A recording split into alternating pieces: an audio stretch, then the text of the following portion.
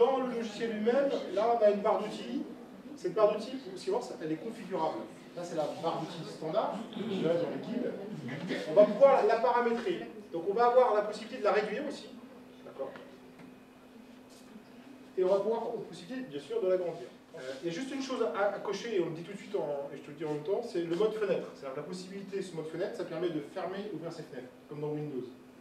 Le but, c'est que, quelles que soient les connaissances informatiques des gens, quelque part, dans le tableau interactif, dans notre logiciel à nous en tout cas, vous êtes dans un mode où, alors si je le mets bien comme ça, si je résume, à un moment donné, je vais pouvoir, dans cette fameuse fenêtre que j'ai réglée, y faire glisser des images, y faire glisser un petit peu ce que je souhaite.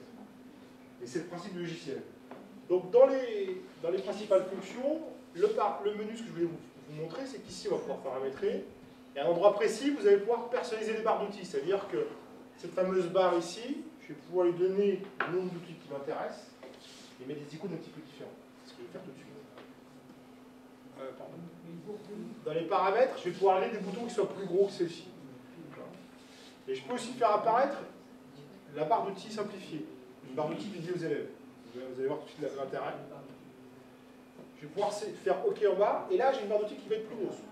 Je fais la barre d'outils élève ici. Cette barre d'outils, il y a 6 outils. Et comme on dit qu'on pouvait fermer cette barre d'outils, on peut imaginer que cette barre d'outils enseignant et une barre d'outils élève. De base, vous avez 3 possibilités qui sont déjà préenregistrées, 3 configurations. Vous avez la basique au démarrage, on commence toujours sur l'intermédiaire. Je peux prendre la basique. Ici, je vais prendre l'intermédiaire, c'est direct, ou je vais prendre l'avancée.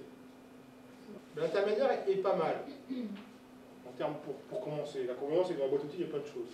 Le principe, c'est ça, c'est que je pourrais faire, c'est sûr, on le fait à la souris, ça va plus vite, c'est direct, on va pouvoir enlever tout ce qui ne nous intéresse pas. Ah, la barre d'outils élève, elle est en fait, l'outil simplifié, elle est ici. Donc pareil, j'aurais pu mettre les outils qui m'intéressent.